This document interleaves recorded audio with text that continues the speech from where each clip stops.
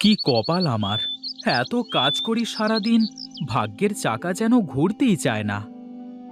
গুরু, ভাগ্যের চাকা পরিশ্রমী ঘোরে। আমার তো এর বাইরে কিছু জানা নেই। হ্যাঁ, ওই একই কথা তো সবার মুখেই শুনি।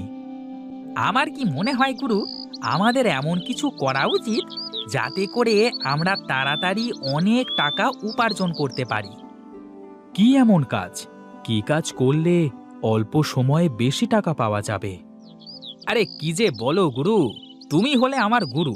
তুমি যদি আমার কাছে প্রশ্ন করো তাহলে কি হবে? মাথা তো কাজ করে না রে পাগলা, কি যে করি। বলি কি গুরু, আমরা এক কাজ করতে পারি। কি কাজ বল দেখি? এই চলো, আমরা আজ থেকে সব কাজ বাদ দিয়ে ব্যাংক ডাকাতি করি। কি সব বলিস? তোর খালি আজে বাজে কথা। একটু ভালো করে চিন্তা কর দেখি। এই বসে বসে মাথায় কোনো চিন্তা আসবে না গুরু। বড় লোক তো আমাকে হতেই হবে, তাতে যেভাবেই হোক। তুই খালি আমার কথা মতো কাজ কর দেখি। আমার কি, তুমি যা বলো আমি তাই করি। শোন বলাই, এখন বাড়িতে যা, ও বেলায় ঘাটে চলে আয়, দেখি কি করা যায়। ঠিক আছে গুরু, তোমার যা ইচ্ছা।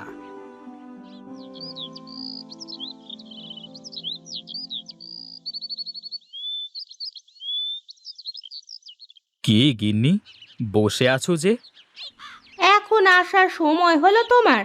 রান্না করে সেই কখন থেকে বসে আছি, এই আসছো বুঝি? আসবো তো গিন্নি, এত ব্যস্ত থাকি সব সময়। হ্যাঁ, কি যে ব্যস্ত থাকো তা তো আমি ভালোই জানি। পেয়েছো তো ওই ভাদাইমা বলায়ের সাথে সারাদিন কুমতলব আটার। বাজে কথা বলো না তো গিন্নি।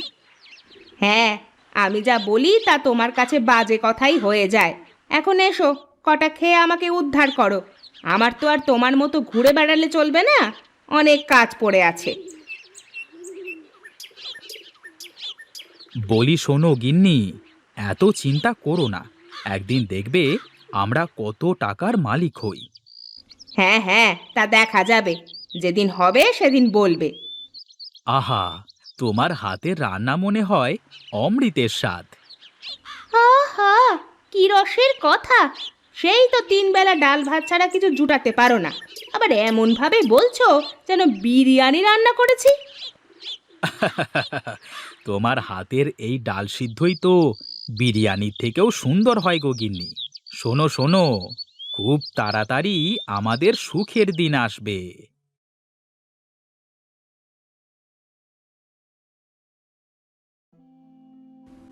ওরে বলাই, এসেছিস? এই তো বেলা করে কোথায় কোথায় ঘুরে বেড়াচ্ছিস বল দেখি। এই কোথায় আর ঘুরে বেড়াবো, আমি ছিলাম আমার কাজে। এখন বলো দেখি, খাবার টাবার কিছু আছে নাকি? দেখ, ওই ওখানে খাবার বাড়া আছে, খেয়ে নে। আমার তো শরীরটা খুব একটা ভালো না বাবা, তাছাড়া বয়সও তো হয়েছে, এবার একটা বিয়ে কর বাবা। আরে আমাকে কে মেয়ে দেবে বলো দেখি? আমার মতো ভেদামার্কা ছেলের সাথে কেউ মেয়ে দেবে না মা। আগে বড়লোক হই, তারপর দেখা যাবে। হ্যাঁ, আমি মরি তারপরে করিস। আমার তো জীবনে একটু শান্তি দিবি নে তুই, একটু শান্তি দিবি নে।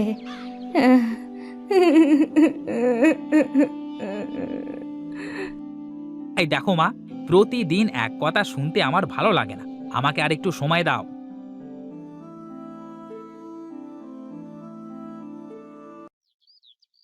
বুঝলে গিন্নি, বাঁশ বাগানে অনেক বাঁশ হয়ে গেছে। কিছু বাঁশ কেটে বাগানটা একটু পাতলা করতে হবে। হ্যাঁ, তাহলে করতে হবে। তা তোমার ভাইয়ের কাছে কিছু বলেছো নাকি? ওকে আর কি বলবো, আমি যা বলবো ও তো তাই করবে। না, তারপরেও একবার শুনে দেখা ভালো।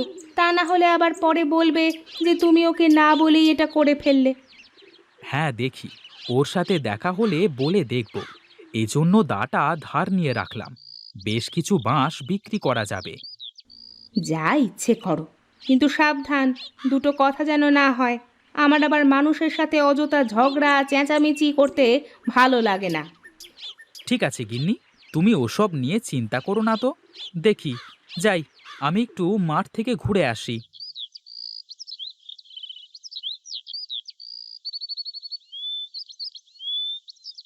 আচ্ছা বলাই, একটা কাজ করলে কেমন হয়? কি কাজ ওস্তাদ, বলো দেখি। আমি ভাবছিলাম, আমাদের তো বিরাট বাঁশবাগান আছে, আমরা যদি বাঁশ দিয়ে কিছু করতে পারি। বাঁশ দিয়ে কি করা যাবে ওস্তাদ? গাধা নাকি তুই?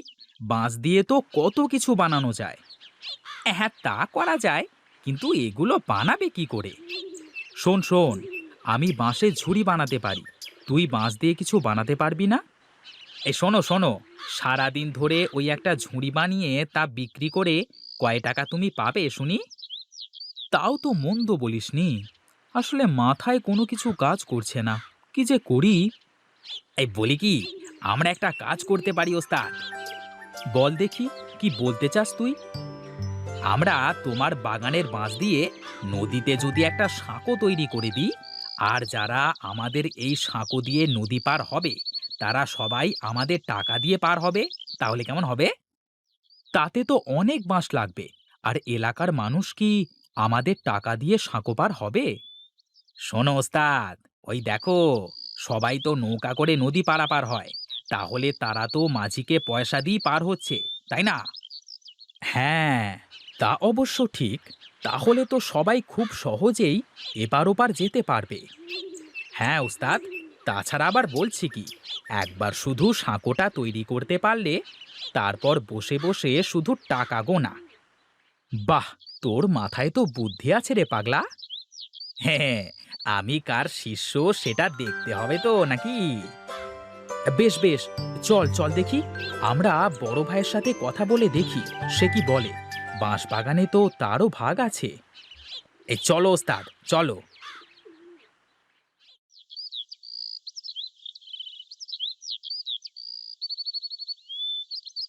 সে কি দাদা, এখানে দাঁড়িয়ে আছো যে?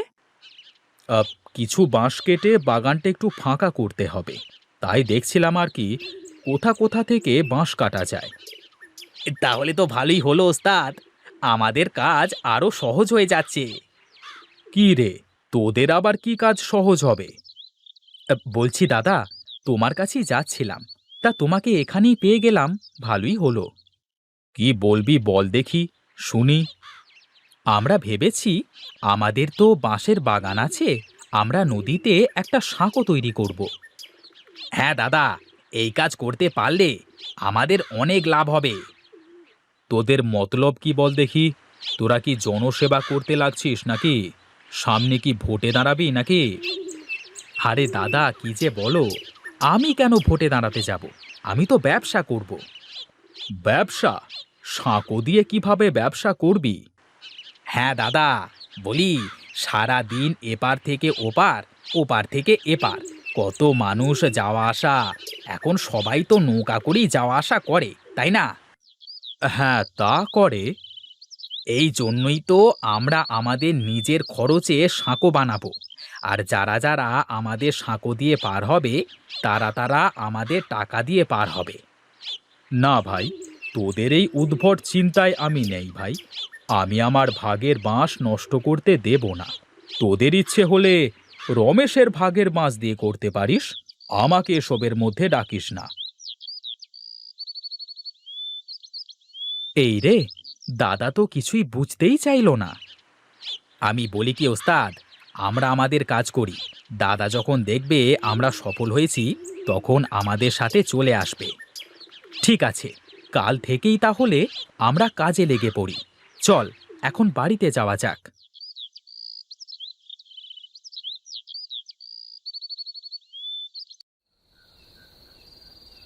শোনো গিন্নি, কাল থেকে আমি একটা নতুন কাজ শুরু করব।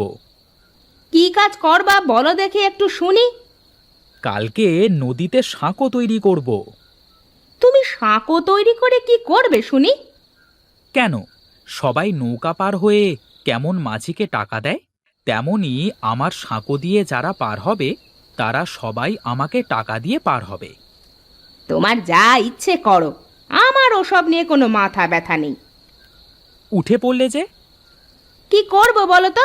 আমার খাওয়া শেষ, আর বসে বসে তোমার ওই ফালতু প্যাঁচাল শোনার সময় নেই আমার। আমি ঘুমাতে যাচ্ছি। হায় রে কপাল আমার, কেউ বুঝতে চায় না আমাকে। আমি যা করি সব তাদের কাছে ফালতু কাজ মনে হয়।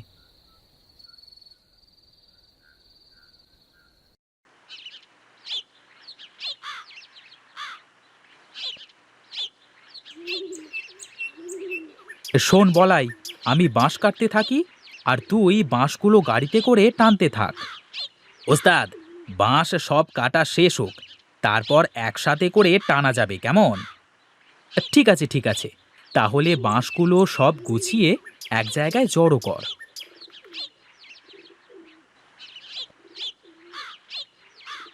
বাঁশ তো সব কাটা শেষ রে বলাই, এবার নে গাড়িতে ওঠা সব বাঁশ। ঠিক আছে ওস্তাদ।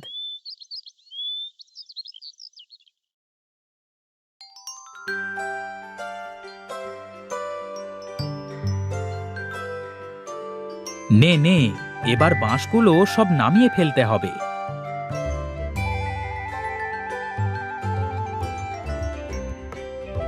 যাক, এবার শুধু সাঁকোটা বানানোর কাজ। শোন রে বলাই, যারা আমাদের সঙ্গ দিল না তারা দেখবি আফসোস করবে। ওস্তাদ, আমি জানি তুমি যা করো তা সব ভেবেই করো।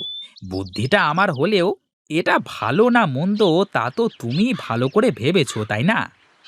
হ্যাঁ রে, আমি সব ভেবেই করছি। নে নে, কাজ শুরু কর।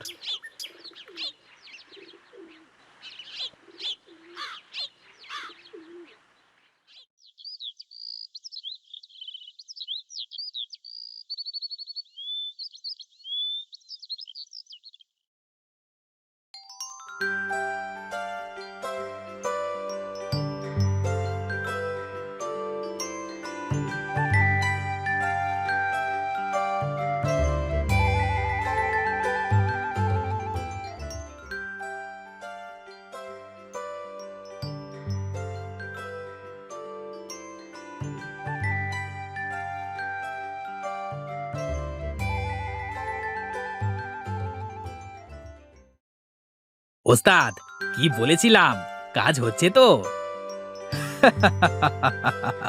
হ্যাঁ রে হ্যাঁ, আজ এই ভাগের বাঁশবাগান আমার ভাগ্য খুলে দিল রে বলাই। এখন আর আমাদের কোনো চিন্তা নেই ওস্তাদ, বসে থাকবো আর টাকা চলে আসবে। এখন আমার দাদা বুঝবে যে সে কি করেছে। তার ভাগের বাঁশ এখন সে চিবিয়ে চিবিয়ে খাবে।